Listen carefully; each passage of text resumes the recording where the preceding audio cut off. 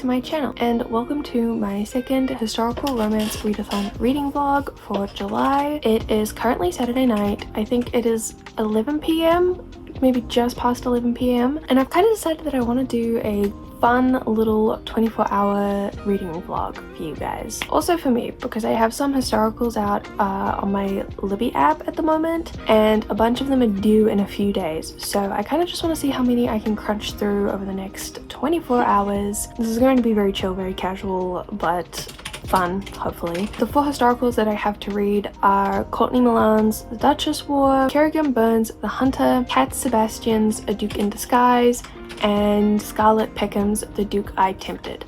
Honestly, I was very surprised that The Duke I Tempted was available at the local library, seeing as like what it's meant to be about. But anyway, those are the 4 books, the 4 historicals that I'm going to try and get through over the next 24 hours. I'm not like expecting to get through all 4. We're just gonna read as many as I can over the next 24 hours. I kind of want to start with the Cat Sebastian or the Scarlett Peckham because I feel like those are the 2 that I am most excited for out of these 4. So I think I'll pick one of those to start with, and then whichever one I don't pick I will leave till last. I don't know if I'm going to start reading right away right now because I need to actually edit my first historical romance readathon vlog, which I just finished earlier today, so I want to edit that and like get it uploaded as soon as possible. But definitely tonight before I go to sleep we'll definitely start one of these, and I kind of like feel doing this over 24 hours will be a lot better content wise as well. Hopefully you guys can get a little bit more outside content, like not just reading content, not just thoughts on the historicals that I'm reading. I think it'll just be fun. Anyway, welcome to this vlog. I'm gonna go start editing the last vlog and I will come check in with you guys once I have picked my first historical.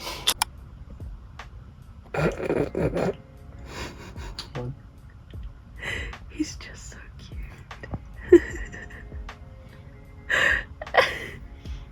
cute. That's our son. It's my boy.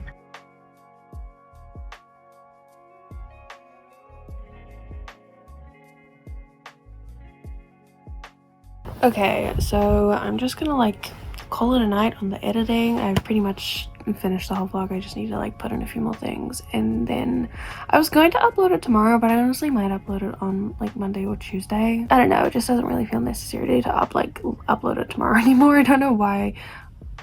I literally just uploaded a video today. I should give that time to kind of sit on the internet for a little bit. Anyway, I'm pretty sure that I have decided to start The Duke I Tempted by Scarlett Peckham. I'm in the mood for something a little bit raunchy. Okay, just that's the kind of vibe that we feel like tonight, alright? But I'm excited to start this. I think it's going to be really fun, and I will tell you guys how it's all going in the morning after I've had like a little bit of sleep. Until then.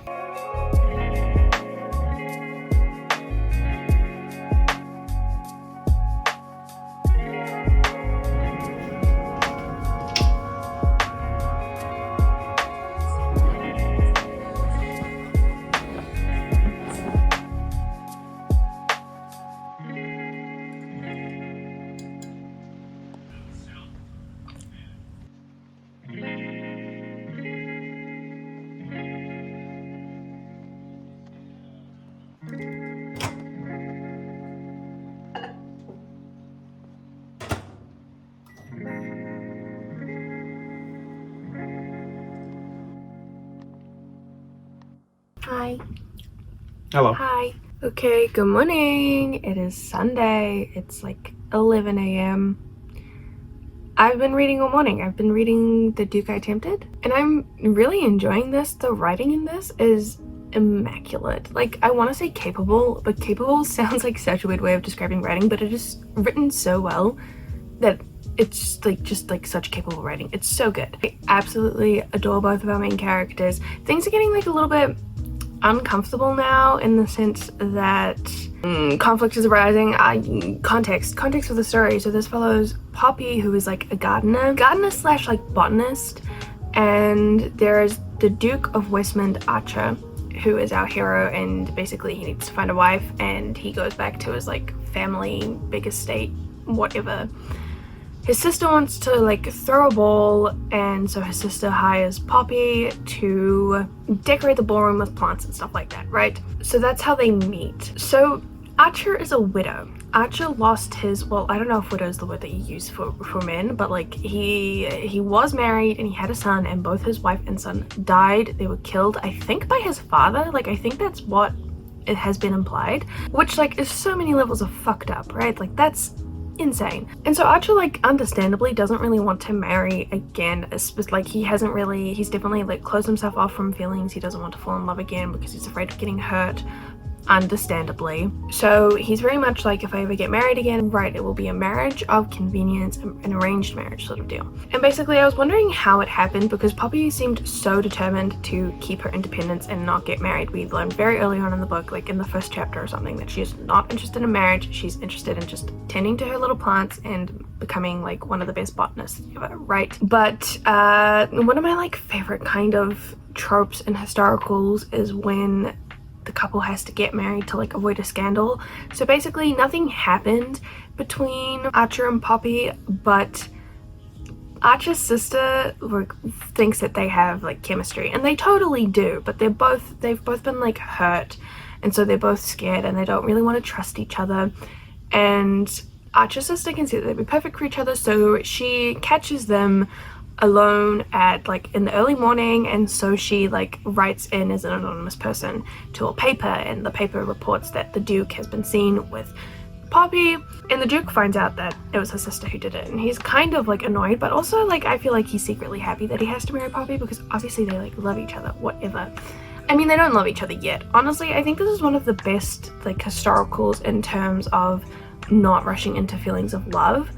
Poppy has been hurt. She lost both of her parents when she was very young, and she is kind of like afraid of men. She just really trusts herself and only herself. When he proposed to Poppy to save them from scandal, he basically just said like, this can just be a marriage of convenience, like we don't have to have any like real feelings for each other. All I need is an heir, like that's it. I just need to produce a child to carry on my title.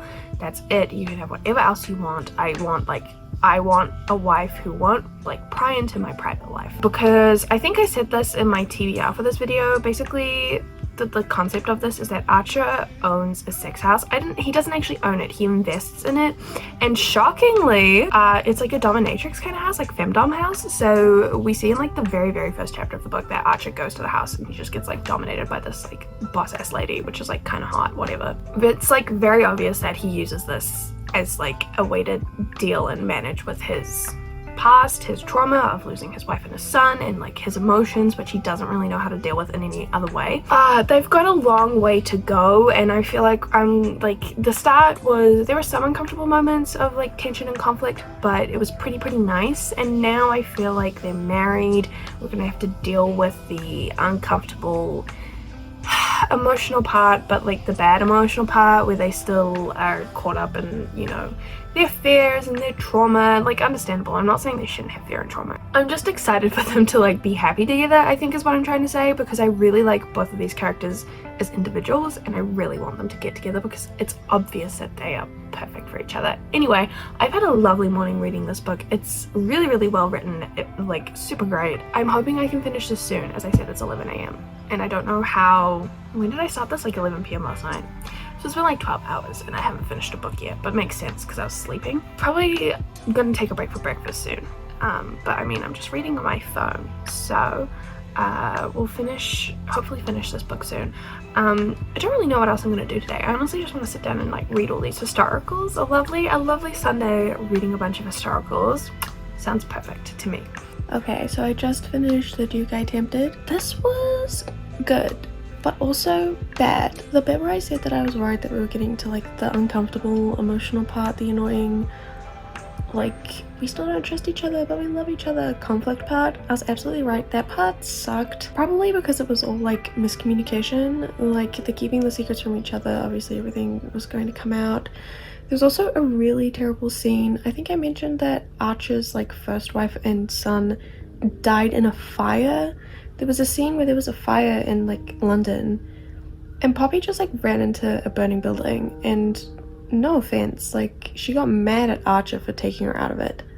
One, girl, why would you run into a burning building? Two, why, like, would you just expect your husband to, like, let his second wife burn when his first one did? She seemed just really stupid in that moment. I'm not gonna lie, I kind of sped through the whole, like, conflict part, but other than that little, I can't even tell you, like, whereabouts in the book it is. We'll say, like, the 50 to 80% mark, maybe even the 60 to 80% mark. The part with the fighting sucked. Everything else, pretty good. I really liked the writing, loved the characters, steam was definitely there. I think it was fun. I don't know, I don't really know what I want to rate this though. I think I'll think about that, like, later, honestly. I'm just gonna move on to my next historical, which I think I want to read The Duchess War by Courtney Milan. So that's what I'm gonna start. We've had breakfast. It's now like 1 p.m. We watched an episode of Never Have I Ever season 2 because the second season just came out. I kind of have forgotten exactly what happened in season 1, but season 2 seems interesting so far. There will be a cheeky Love Island episode at some point, so I will also have to take a break from reading at some point to watch that. But I think I'm just gonna get started on The Duchess War. Actually, maybe I should, like, get up and get dressed. Maybe, we'll see.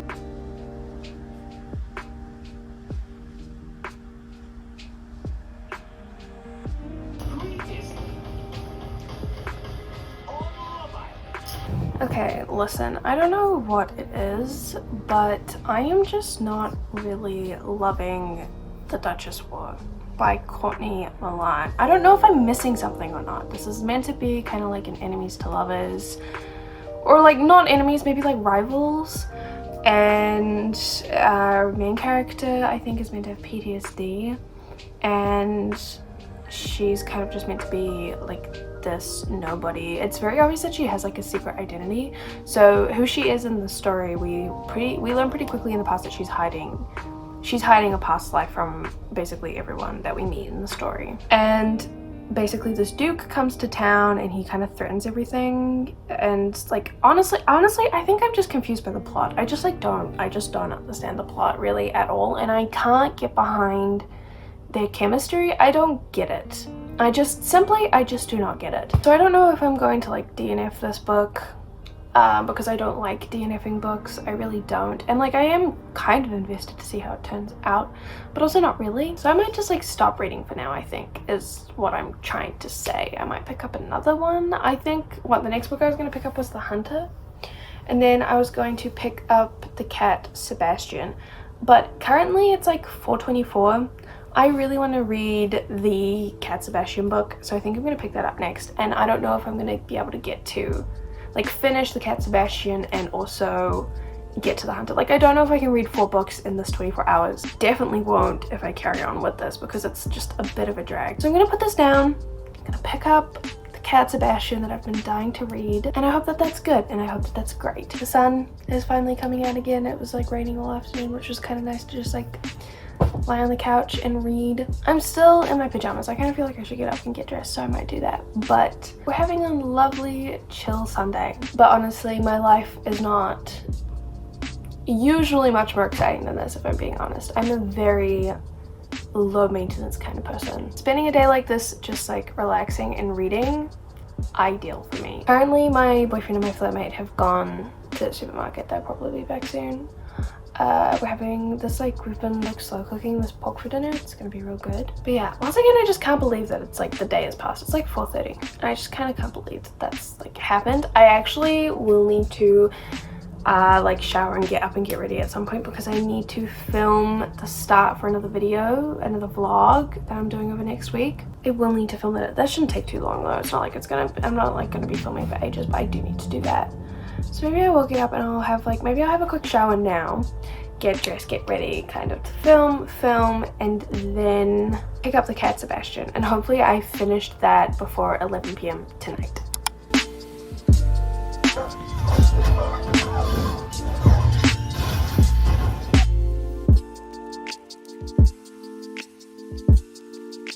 Okay, so I don't exactly know how we got here, but it's now 11:30 p.m. So my little 24-hour readathon is over, and I finished The Duke in Disguise by Cat Sebastian. Honestly, this was just okay. It wasn't incredible. I think what really shocked me was it was like, I felt very average. I thought it was a very average read up until like the last 10%, where I suddenly out of nowhere got very invested in the characters and the plot and what was happening. I think this is the second Cat Sebastian book that I've read. I've read one of her shorter historical novellas. She writes a very sweet happily ever after. Her endings are very satisfying. Don't know if I'm sold yet on like her writing style or anything like that, but very refreshing to see queer characters in historical romance, as in like main queer historical characters. Our main character, honestly, it's not explicitly said if she is bisexual or pansexual, but basically she is interested in at least both men and women. So that was honestly very refreshing, and honestly I found it very refreshing because it allowed for the main character to be not a virgin, but like she'd never been with a guy before. I don't know why I keep saying main character. Verity had one female lover before. I also really liked that she was still in the story, even though they were no longer like together or had a relationship. Like she was still included in the story. But I liked how Verity had experience, but just not with men, because usually I find it is so easy in historical romances for the female character to be written off as this naive little virgin who gets hurt by sex, because obviously according to the time, like no one talked about sex to women, and it's just like not cute and not fun. At least when I first started reading a lot of historicals, that's the kind of vibe I got off of them. Even if the female main character was interested in our male main character, and you know they wanted to engage with sex, obviously because they knew like so little about it, it always just felt like it never felt fully consensual, because how can you fully consent to something that you have no knowledge about, right? Safe to say, didn't feel this with this book at all. And I mean, also kind of refreshing to not have like super rich wealthy main characters. Both of our main characters in this book, Verity and Ash, are like business people. However, if you can probably guess by the title, a duke in disguise, Ash is actually like a duke. That's his whole plot. At the end of the day, didn't love this, didn't hate it. I think I'm gonna give this 3 stars, and I think I also decided that I'm going to give The Duke I Tempted 3 stars as well. And those are the 2 historicals that I managed to read for my little 24-hour readathon. Also managed to start The Duchess War by Courtney Milan, which I will probably finish off in another historical romance reading vlog sometime soon. But thank you guys so much for watching, for coming along with me for the last 24 hours. I hope you guys enjoyed. I will see you guys with another historical romance readathon vlog sometime in the future. Still have a bunch of prompts to get through. Speaking of prompts, here is my current updated historical romance bingo board. But until the next reading vlog, I will see you guys probably with another video sometime soon. Bye besties.